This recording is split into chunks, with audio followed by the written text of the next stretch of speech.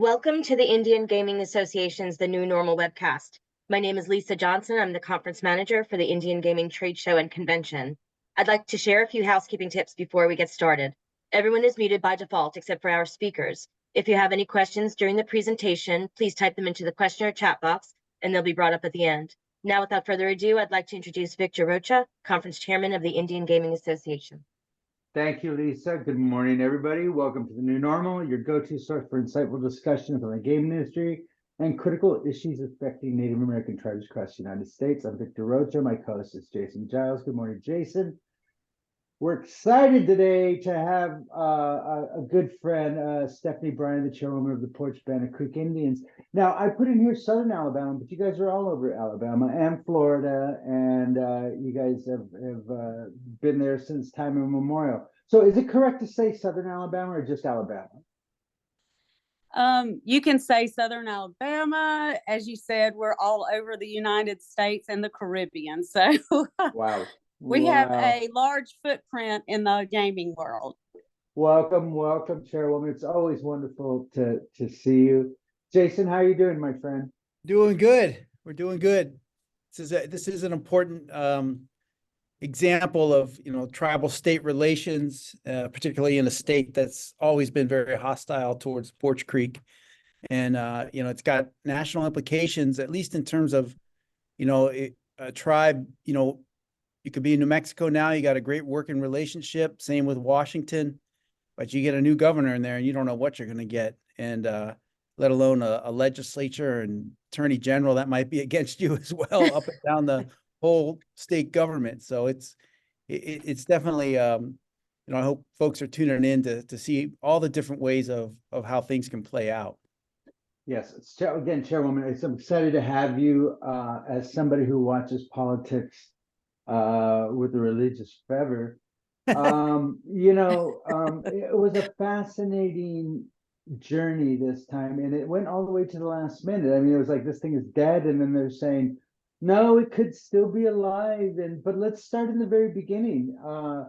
Let's introduce everyone to you. Welcome, Chairman Stephanie Bryan. Tell us a little about your tribe and about your properties. Thank you so much for hosting me today, Victor. It has definitely been a journey, this legislative session, and a little bit about our tribe. We're the only federally recognized tribe in the state of Alabama. And since becoming the chair and CEO in 2014, it has been a goal for me to focus on building a relationship with the legislator, the governor here in the state. I currently serve on 4 or 5 of the top state boards within the state. And I do think that people are recognizing the relationship and the economic impact that the Porch Bannock Creek Indians has on the state of Alabama, which helped us a little bit navigate through the legislative session, this session. It was quite the journey for me. I've been doing this since 2006. I was the vice chair in 2006 and became the chair and CEO in 2014. And so, as Jason said, for a tribe that has been sued by the county, by the attorney general, and I do think that the relationship and the friendships that the tribe has built the last 10 years helped at the end of this legislative session dramatically, because what we encountered this session with gaming legislation, we've been doing this every year since 2006, or at least I have, since I've been elected. And I will tell you that there's only one year, and it was last year, that the conversation of gaming within the state did not take place last year. And so we didn't know what to expect this legislative session. And it was unusual because it was normally the tribe presenting gaming legislation or gaming bills. This legislative session, it was the House pushing for a gaming legislation bill, which was very different for us. And I'm not sure what you would like for me to go ahead and cover, But I will tell you this much. I don't know if I have any more space in my brain to overcome all of what we faced the past legislative session. It has been a tough 3 months for the Porch Band of Creek Indians. But I will tell you, as a sovereign nation, everyone within this state, I have some really good friends in the legislature, have some really close relationships. And I really have bonded with a lot of the business community in the state of Alabama who also realized what we were facing at the end of this legislative session. And hopefully at some point we can regroup, because everyone knows the top priority for me as the chair and CEO of the Porch Band of Creek Indians is our tribe. And I also want to do good things within our state. We live here, we've never left. We've been here since memorial in time. And therefore, I want to, as a leader, create sustainable economic opportunities for the future generations. Well, Yep. Chairwoman, so you said that the House pushed this legislation, not the tribe. And was it someone in the House that you asked to do it, or just you woke up one day and somebody said, we're going to try to get gaming through the House? Well, there were a couple of members in the House that had done some research. Representative Blacksher, Representative Witt, Speaker Ledbetter from the House wanted to address some things that they felt were of concern, which were operations that per se are illegal operations in the state of Alabama. And if you follow the news closely, you will see where Steve Marshall, the Attorney General, has shut down numerous illegal operations only for them to reopen because it's strictly just a misdemeanor. So these operations are like, oh, it's just a misdemeanor, I'll wait another month and I'll open back up. And therefore, it was costing the Attorney General's office a lot of money to go in and close these operations down repeatedly for them to open back up 2 months later. And so these representatives wanted to present something legislatively that would help address those things. So the House bill that they presented had a compact with the Porch Band of Creek Indians with one location that was not on trust property. 7 full casino, they were granting 7 full casino license, and it was a open bidding process, along with a lottery and sports book. They asked for our input. And so we simply told them, we have no problem, we want to work with you on what's good for the tribe and what's good for the state. And so we were like, could you just put in that language, in that legislative language for the House version, the last and final bid with an Alabama operator? That way you are allowing an Alabama operator, you're allowing the money to be made in the state and keep it in the state. And that's all we ask for as far as that is, to be able to allow that last and final bid. And so that's what took place with the House version. What was interesting is what the real impetus to me would seem like was the lottery. When it started, that was the big deal. We got to have the lottery goes. And, the conversation was, what you hear a lot about the lottery, it's going to solve everybody's problems. You know what I mean? And there's no bigger hype machine in this industry that goes unchecked than the lotteries.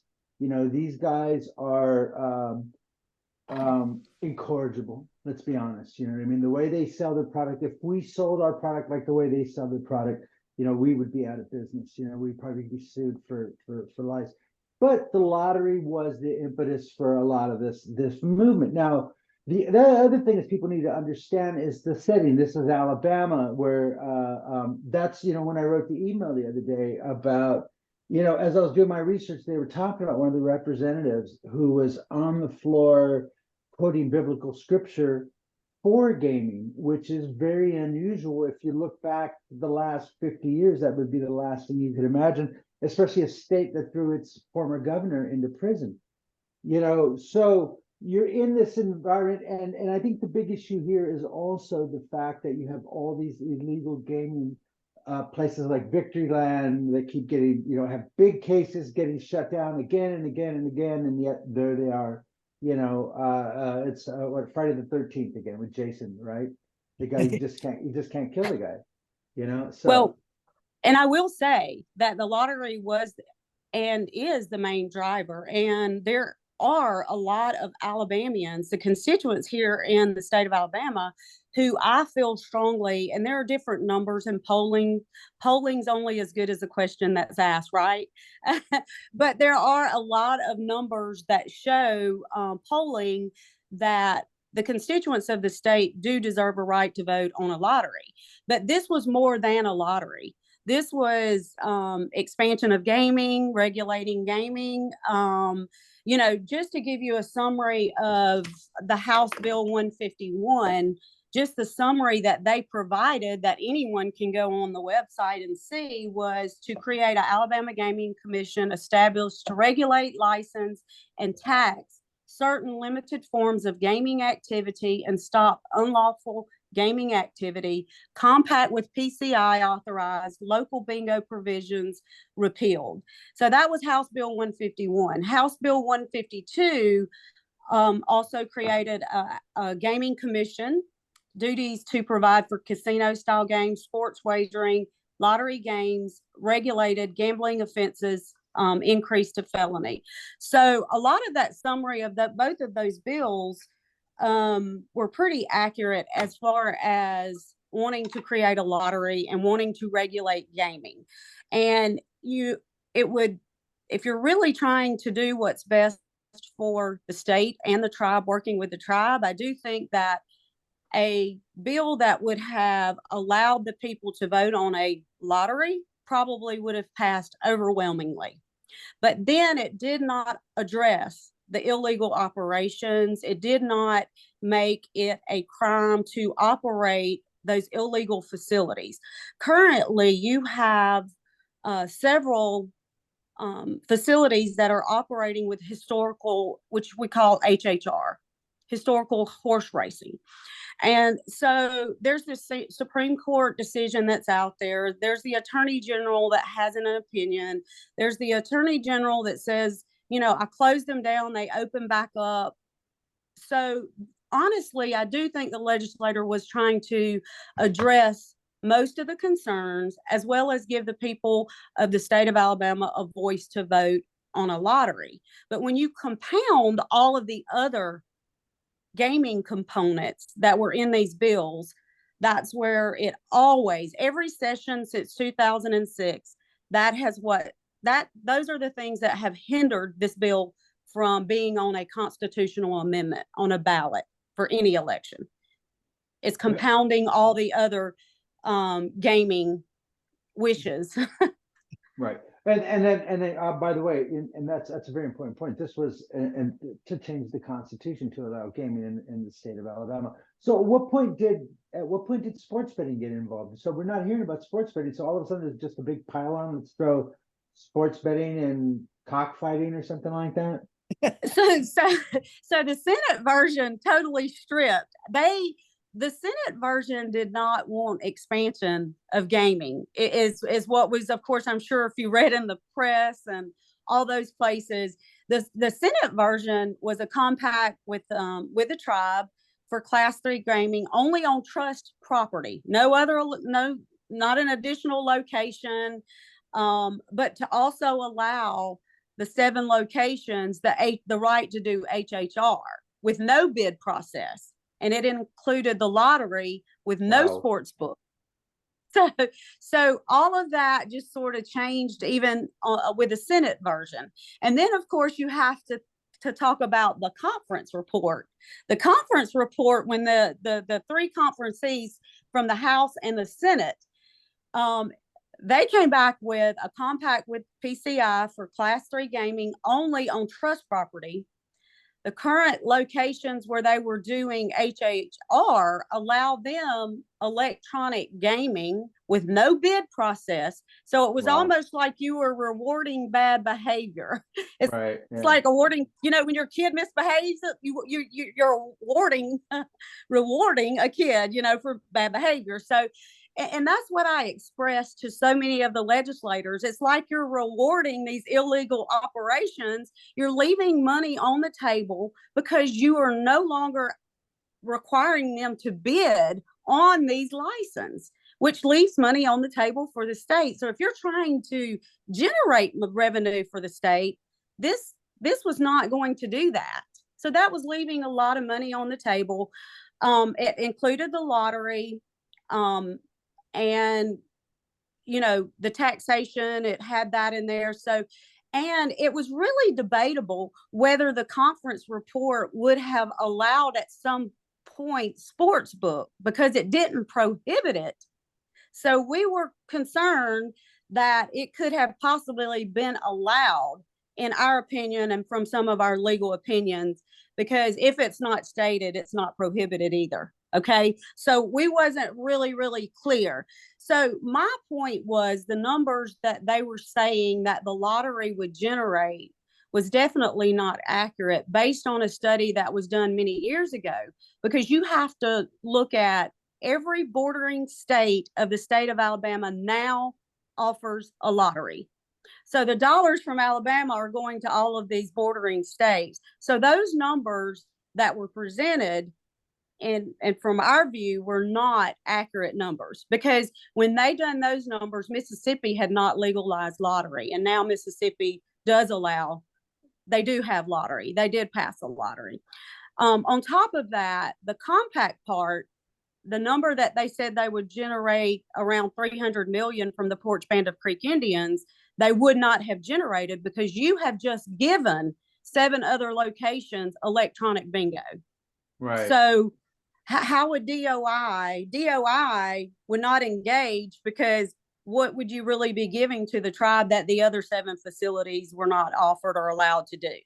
So when they realized at the end of the day that that number would not be $300 million from the Porch Band of Creek Indians, it did draw some concern, especially in the Senate and in the House, because really at that point, a compact would not do the tribe justice. And then, of course, the conversations we would have with DOI would not, they're not going to let a state take advantage of a federally recognized tribe. Well, go ahead, Jason. What, when did you see a lot of commercial gaming interests in the state come in and try to push this legislation? And were there even lotteries in there pushing this? Absolutely. Yes, Okay. absolutely. We even had other businesses within the state. As I said, I'm very involved. I have really great friends and relationships in the House and the Senate. And I've shared with them, as the only federally recognized tribe of the state of Alabama, my passion is to work with them to protect what we've built as a tribal nation and how we've invested back here in the state, and also help the state at the same time generate the revenue. Because in a couple of years, we all know this ARPA money for all of these states, will eventually be utilized, whether it be with education, healthcare, mental health, whatever it may be. But there are going to be financial voids within the state of Alabama. And so as a leader, as I told them, I'm not in the legislature, but I am a constituent and I do vote in the state. And I said, as a voting member of the state, you're leaving a lot of money on the table by allowing the outside interests to come in, really what's best for them. We had businesses telling us they had never seen so many people register to be lobbyists for outside gaming commercial interest. And so we were hearing this from other business people within this state and their teams.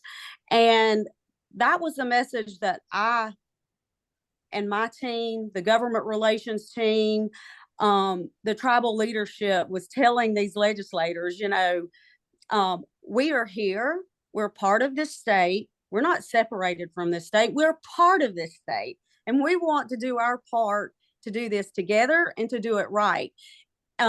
I was optimistic when the marijuana bill passed the state of Alabama. I thought, well, okay, maybe gaming's next. And of course, you see in the news all the issues that we faced with the marijuana bill. And I definitely, as a leader, didn't want this gaming bill to be the same talk. So I wanted to provide them with accurate information and numbers of what type of revenue was being left on the table for the state, as well as the opportunity that our voice to be heard, that we can partner and we can really help financially if you will allow us to. Yeah, it's if you look at what happened in North Carolina, it's like a lot of the outside interests came in and got exactly what they wanted.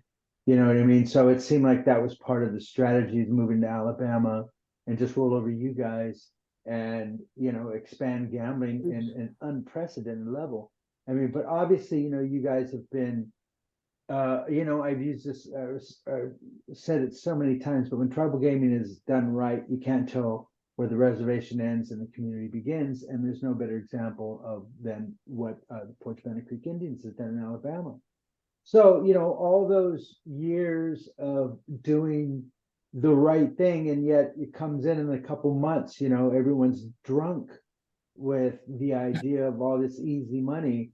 But then, that I believe is our job, is to really bring the reality into the situation and look at, here's the money. $300 million would have been nice if, they wouldn't have spent it like that. And then, it's going to be, you look at it, Tennessee, where they've expanded into, sports betting into chicken wings and other game swing stop and stuff like that, where they're allowing them to do that. That seems a real big strategy for the expansion of gaming. But, so sports betting comes in, lottery's still alive, the expansion's still alive, then all of a sudden sports betting gets thrown out. What happened there? So, well, I will tell you, the sports betting, the Senate especially looked at that as expansion of gaming. And the Senate, with the votes in the Senate from a Republican standpoint, there are at least 10 no votes anyway, no matter what you talk about with gaming, no matter if it's just a lottery, they're just a no vote when it comes to gaming. And, as I've told them, I have built some really great relationships with both chambers. And as I've told them, you cannot legislate morality. And if people are going to do it, they're going to do it, right? But the whole sports betting was the one that I think was a shocker that it was removed. But then in the conference report, we were having some of our legal team say, well, it's not prohibited. So it's pretty much silent. So we're really not sure whether sportsbook was allowed or not. And that was the reports that we were getting at the end of the day, from some very good advice and from some very smart gaming attorneys that have served in Indian country. So in our opinion, it could have been allowed in the whole conference report language. But I really think, I have a great relationship with the governor's office, and I do know that the governor wants the people to have the right to vote on a lottery. But when people talk about a lottery versus these gaming packages, this gaming legislation that was presented from the House and Senate was a whole different ballgame. It wasn't just a clean lottery. And I made that very clear in the press that the Porch Bandit Creek Indians, we support a clean education lottery. We've never been, against that.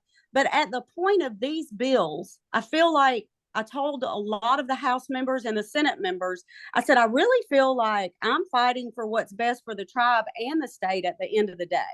Because if you just give someone a license to gamble or to have electronic bingo, you're leaving that whole bidding process.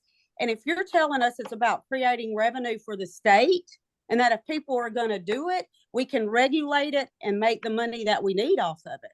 These bills were not going to do that at all. It just seemed like it was rewarding bad behavior in the hopes of getting this thing passed. That's what it seemed like. Was it Representative Blackshear, right? Yeah, Representative Blackshear was very, was very adamant about getting this thing. He was really shepherding this thing through. But again, the sports betting was really interesting, and the lottery was the big driver. But it just seemed like it was the mask for a lot of the gray market gambling. You know what I mean? And Well, and I then, think yeah, go ahead. Blacksher, he was driving this strictly because he and Representative Witt have witnessed a lot of the illegal activity. They had visited places throughout this state. I mean, it's unbelievable. So if people think the tribe has a monopoly on gaming in this Right. state right now, we do not, because there are, I want to say in their report, they said 60 other facilities that are operating. But I will tell you the 3 that are operating on trust property are highly regulated. We know how to do it. We do it right. And as you stated, you cannot tell where the community begins or ends, because we have given billions of dollars back. We've paid billions of dollars in taxes to this state. And I think that, we've created over 40 other diversified businesses outside of gaming. And we have a large presence in the North Alabama area in Huntsville with aerospace, Media Fusion. We have a contract with NASA. So we have grown, and I do think that the legislators have respected the economic growth that we have invested back into this state. And we've used the resources that we've made off of tribal gaming to reinvest and diversify our portfolio with the support of our tribal members. So what are the next steps here, Chairwoman? I mean, when's the new governor election? That's not this year, is it? No, it's not. So yeah, 2 she's more years. around for a little while longer. And she seems, if they got something to her desk, she would sign it. That's that fair to say? Yeah, absolutely. If something made it to her desk, but I do think that what has been expressed to me, and I have a really good relationship with the governor's office and the governor's staff, and they really do, the relationship has definitely improved over the years with the tribe and the governor's office. I really think that she's interested in a lottery. She's very supportive of education, and that's her background. She's really supportive of the 2-year college systems. And so the governor is very open to signing something and supporting something, but she also wants it to be able to generate the revenue that the state is going to need in reference to education, infrastructure. Of course, we're faced with prison issues as well on a federal level. So she's very interested in looking for revenue, resources that will generate revenue to help with retired teachers and their investments and being able to give them raises, and teachers in the education system, healthcare. So all of that to be said, she is very interested in supportive of gaming. I do not know. I've heard, and of course, you hear so many different things that it will not possibly come up for another 2 years. I do not know if it will. I think now that the session is over, and she did not call a special session, and she did report to the media that if they couldn't get it done now, why would she waste the state's money to call a special election if they could not get it done during this legislative session? So I think, pretty much the House and Senate's on a break right now. It's been a tough 3 months. And I think everybody is back at home, I guess revitalizing and rejuvenating. And then the discussions will probably take place later this year, what maybe the future of gaming looks like in the state. And as they say, hopefully I will be at the table and not just on the menu. Wow. Chairman, what's interesting, I don't think anyone in Indian gaming is prepared more for this eventuality with your diversification, with your expansion. You're building a casino in Illinois, and yet here it came at you hard and fast. I don't think you were expecting it at this time, were you? Actually, we were not. Like I said, Victor, it has been a tough 3 months.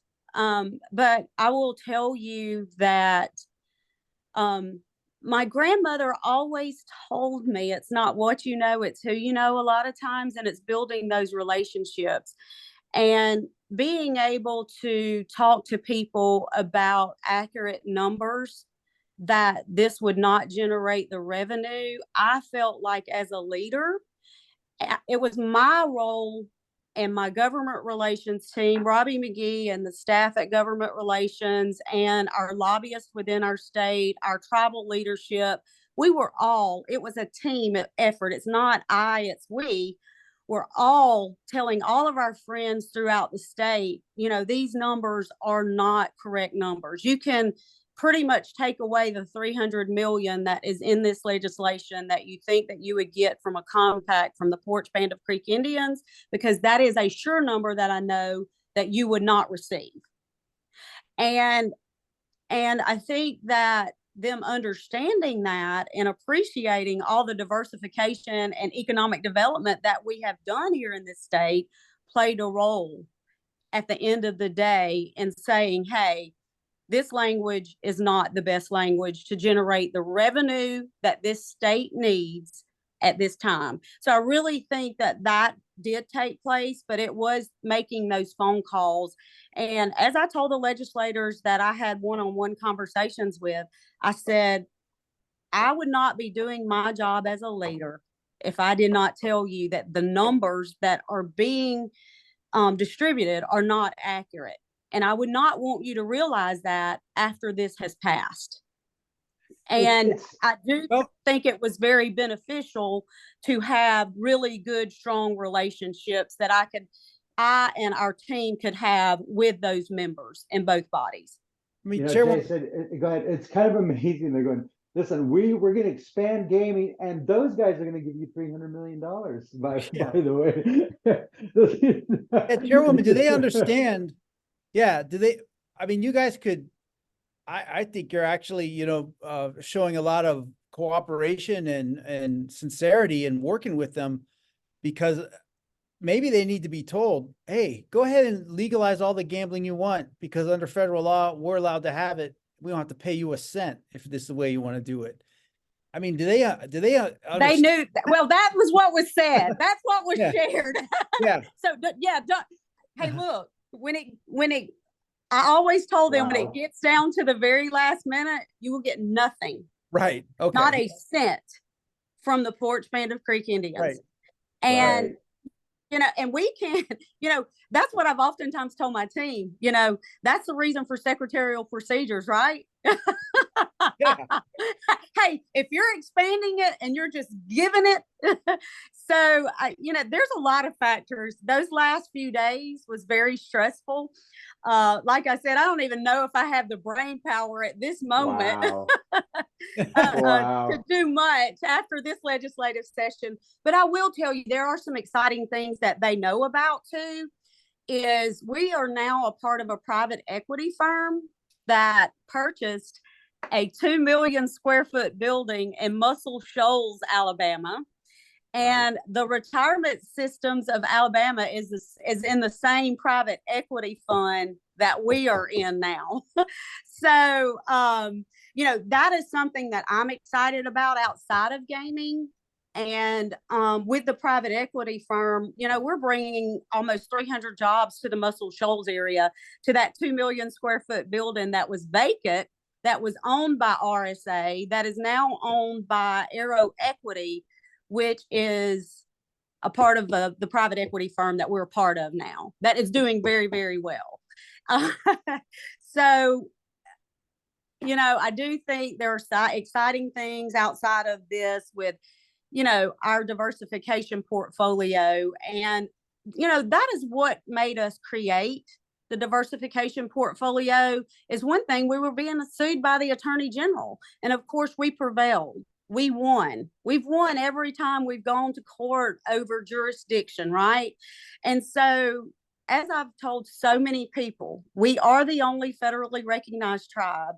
You know, we have diversified and done this swimming against the stream. Could you imagine if we were all swimming together? Life is about compromises. And I've told them we can agree to disagree, but respect each other and try to do what is best to grow this state together. My top job is the Porch Band of Creek Indians and protecting our sovereignty. But they also know that I have a passion to help people, give them the tools that they need, then inspire them to go out and be successful. That's who I am. Wow. Well, and then, and Shalom, you know, I mean, again, you walk in, you have kept your promise. You've been, you know, you're one of the largest employers in your area. The jobs and the revenue that you've brought into your communities, you know, it has been incredible. So, you know, your voice comes with the respect of years and years of following through. It seemed like there was a real frenzy there at the very end. You know, the votes were almost there. It went all the way to the very end, all the way to the wire, and it was one vote, and it was State Senator Greg Albritton, who I believe is from your area, and the one who introduced the bill. He just said, nope, I'm not going to vote on this thing. And it was amazing to me at the very end. There was a lot of petulance, a lot of drama, a lot of theater lights and stuff like that. But at the very end, they just couldn't get him past him. He stood on principle. You know what I mean? He wasn't, you know, he said, listen, this isn't right. We don't believe this, that. And he stood on principle and he killed it. Now, as you said, the governor said, listen, I'm not calling this special session to pass this bill. Last night in an article in the Alabama.com, they're saying 24 is dead for sure, probably 25 too. So that gives you guys a while to get your ducks in the order and prepare for the next onslaught, because it's not going away. You know? Well, as I watched that, I will tell you, I was in Boca Raton with our private equity firm for a big, huge meeting that we were having, and the session went through midnight that night. And I was telling people, I said, you know, I am in cardiac arrest. I feel like I need a pacemaker. Wow. And of course, the one vote, and it was Senator Albritton. And, you know, he's told the press that if it's not good for my constituents, then there's no way I can support it. He was very, very clear with that. And I think he was very clear when he realized that they would not receive a penny from the Porch Band of Creek Indians with the current language. And so he was very supportive. He, you know, he took a lot of bad media, bad press, that he didn't want people to vote on a lottery for education, you know, but at the end of the day, I think the push of the press really, you know, helped them say, hey, this is not what this is about. This is not just a clean education lottery. This is more than a clean education lottery. So at the end of the day, he let the people know that he was really looking out for the best interest of the state and who he represents, which is the Porch Band of Creek Indians. And so we're forever grateful for his commitment to the state and his commitment to the tribe, which is his largest constituent. I want to read a quick quote in AL.com.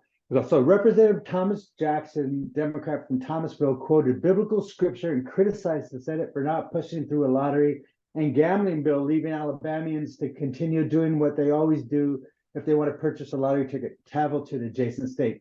They tell me, since you won't pass the lottery bill, we'll continue to support the children in Florida, Georgia, and Tennessee. Jackson is referring to people who live in his district and elsewhere in Alabama about traveling to other states to buy lottery tickets where revenue goes to funding. He basically says, we are hypocrites. That's what we are. So this guy wrapped the children around the gaming bill. You know what I mean? So if this bill, and religion. So this guy, I read that and I've just been dying because, you know, it's, you know. Well, I think one of the questions back, yeah. One of the questions back was, why didn't someone just present a clean education lottery bill? That was my next question. Yeah, why didn't they? So I think that question, you know, so if you really wanted it for education, and it frustrates me, I'm 10 miles from the Florida line. And whenever the lottery is so high, the building is literally wrapped around with Alabama tags. And I've said that since 2006, since I've been dealing with this whole gaming legislation. You know, I've been in this since 2006, and we've dealt with this gaming legislation for that long. And so I'm like, that frustrates me more than anything. But I've also explained to them, you cannot legislate morality. If people are going to gamble, they're going to gamble. And, you know, unfortunately, the state is leaving a lot of money on the table by not trying to come together and cohesively, collectively work to make something better for the state of Alabama. And as I said, they all know that we're going to do what we need to do to protect what we've built here. We've given back to the state. We'll continue to give back to the state. We'll continue to be good neighbors. But at the same time, we also ask that they respect us. And when you have a $300 million number, the largest amount of revenue that would have generated for this bill, and didn't take into consideration what the Porch Band of Creek Indians voice and what, you know, we were requesting, which was, and it was so simple, the last and final bid with an Alabama operator. So easy. Keep the money, make the money in Alabama, and leave the money in Alabama. No, wasn't it at one point they offered you 2 off-reservation casinos, or was that counting your casino? They're going to legalize those. Then you authorize the governor to negotiate a new compact with you, legalizing a Class 3 gaming, I assume, right? Yeah, so there were various bills, and we have presented various bills that would have allowed us two casinos as a part of a compact, which the state would garner a percentage of the revenue from the off trust property to facilities that would be off trust property. There's been various bills. It's almost like, you know, some of our leaders have said we've handed them the playbook each year, just making, you know, ideas of what would generate the most revenue. If you're truly wanting to do what's best for the state to generate the revenues, there would be a facility in the southeast, Birmingham, and the northern part of the state. That's what would generate the most money for the state, as you know, compacting and a lottery. But you know, we'll see what the future holds. But I do know that we're continuing to do economic development in the state, and we're an economic engine here, and we're here. We're not going anywhere. And you know, there's no better feeling for me than to work with this legislative body to do great things right here in Alabama. But, you know, we'll see what the future holds. I will never give up. I will never stop fighting for what's best for the Porch Band of Creek Indians and the state. As I said, I live here. My children live here. My grandchildren live here. We're not going anywhere. And I want to do my part as a leader to build a stronger, better foundation for the next 7 generations.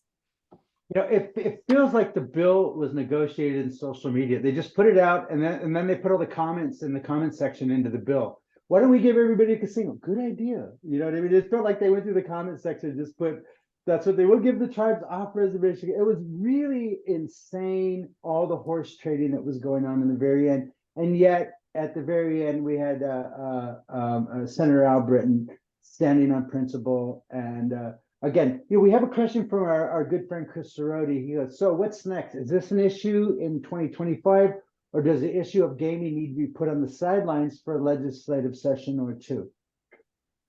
Chris, that would require adults. That would require adults in the room, Chris. Well, go ahead, Cheryl. No, it's definitely, you know, as the press and the media, I'm not sure that it will not. I have no idea. I can't speak for the Senate or the House, or I can't speak for them. I have heard that it will not come back up for a couple of years. And then, of course, you know, we're looking at an election.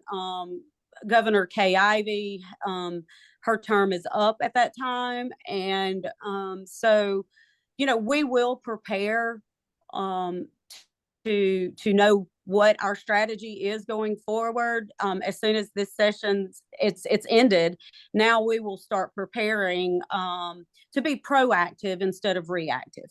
And I think that it's important that we continue to build strong relationships and figure out how we collectively work together, and that's important for us as a tribe, because we are a part of the state of Alabama. We're not separate. We're in this state. We're part of this state. And it's my goal to collectively work with the state for what's best for the tribe and help the state figure out how we make this right and not face what they're facing with the marijuana issue. Yeah, it is amazing, Chairwoman, that the states surrounding you are only going to get bigger and more involved in particularly sports betting, because Alabama's a crazy sports state, with the SEC and everything. And you already mentioned all the money they're leaving on the table with the lottery. And so Kay Ivey, the governor, she's done in 2026. So you're right. They may want to just wait for the new governor. So now you're looking at 2027. That's crazy. I mean, they're going to be so far behind, but I'll tell you who won't be behind is the Porch Creek Band of Indians. You're almost, you'll be in a position to flip a switch almost, and you'll have a built-in infrastructure over everybody else. So, the longer they want to just sleep on this, I think it's better for the tribe. And it's really, I can't believe how short-sighted they are, but I have seen what they're doing with the marijuana, and it's really weird, right? They can't reconcile it with their, or certain people can't with their religious background, that we're actually going to allow marijuana after we were told for 50 plus years it was the devil's weed and everything else. I don't get it, but Well, I will say this, that we are developing software. We have software engineers who are working on various platforms, and hopefully we open Illinois the end of this year or the first of next year. We have our place in Magic City, South Florida, Coral Gables, which is a great community, great development. It has really helped us survive, even through COVID, our diversification. And so, like I've expressed my sentiment to so many people, as that's what motivates me daily, is helping improve the quality of life for people, because I know what it's like not to have much. You could see the dirt through the slats of my home place right here at the reservation. And to know that I have been a part of leadership that has truly watched the tribe go from poverty to prosperity, but we're still very humble, giving people, willing to work with people to improve the quality of life for so many people. My prayer is that it doesn't go on deaf ears at times. But I will continue the fight. I feel like, I had my warrior bonnet on heavy this session, and, it's through the ancestors and them, looking over me, navigating through this whole thing, and our GR team and what they were doing. They were on the grounds at the State House, making all these phone calls. We were all making all these phone calls to business leaders, expressing our concerns. And as I said, I've grown so much within the state, and I serve on the Business Council of Alabama. I serve on the Blue Cross Blue Shield corporate board. I serve on Leadership Alabama. I serve on Economic Development of Alabama. So I'm serving on all of these boards to help make a difference in this state, but also to let them know that, hey, we're part of this state, and we're part of the economic engine that's driving this state, and we can do this together. And so those individuals and those friends in the business community were very helpful. Well, Chairwoman, you've always been an inspiration. I think sharing your story is very important, because there's so many lessons here about, diversification, being prepared, government to government relationships, the fact that, your tribe has just become this shining beacon in Alabama. It was fascinating to watch from my desk here in California, because this is what I do at China.net is follow this issue. And by the way, I want to point out the obvious. Thank you so much for coming on a Tuesday. We couldn't get you here on a Wednesday, but we felt that it was important that we have this conversation. So we really appreciate that you did come. I have to cough 1 second to get my mute button. Well, I Yeah, definitely appreciate I definitely appreciate you asking me to do this, to share the story. Our challenges and our struggles make us stronger, and this session has definitely made me even stronger. And I will look back on this session and say I survived it. I might have survived it and needed a pacemaker or a defibrillator at one point as I was watching. But Indian country has fought the fight, and as Ernie has always said, we'll always have to fight to protect our sovereignty. And this was just another case for me. And doing so for the Porch Band of Creek Indians. And it's definitely made me a stronger person. I try to be a better version of myself daily. And I oftentimes found myself saying, what's next? Or what can I expect this week? Or what's going to happen this week during this session? But at the end of the day, I honestly, in my heart, feel that the tribe and the state prevailed another year. There is a lot of money that's been left on the table, but I do hope that I'm a part of working with the people in this state to get this right. Hey, Chair, and you have a great team too. Let's. I know, for a fact. I mean, how great did Robbie look in a suit? How great did he look when he went down there? He looked great, didn't he? Well, Robbie's the GQ, right? Always looks so Robbie. good. My God, he just Yes. messes the bell curve up for the rest of us. So I mean, look at me. You know what I mean? So Robbie just absolutely brilliant, and I know he's a loyal friend, and I think the lessons here, and we appreciate you sharing, was just your message and your journey is very important and inspiring, and it seems like you deserve a little break. We have Memorial Day weekend coming up. You could take a little break, relax with your beautiful family. I will be in the Christmas party. BVI. So I will be in the BVI. So I deserve Wow. it. Wow. That's my reward to myself. We all deserve to reward ourselves after a while, but we really appreciate you coming here. Jason, are we done? I think we're done. We've taken a lot of your time, Chairman. We appreciate there's a lot good. there, but we appreciate you coming on and sharing your story. It was I didn't realize that I needed seatbelts for this one, but this is an exciting story. It was really exciting, so we really appreciate it. So again, thanks everyone for coming. We appreciate it. Chairwoman Stephanie Bryan for the Porch Band of Creek Indians from all over Alabama and Florida. And we appreciate them coming. We appreciate her, tribe. So thank you very much. And we'll talk to everybody. See you guys next week. Okay. Thank you, Bye-bye. Thanks, Chairwoman. Victor. Thank you. Thanks, Victor. All right, Bye. guys.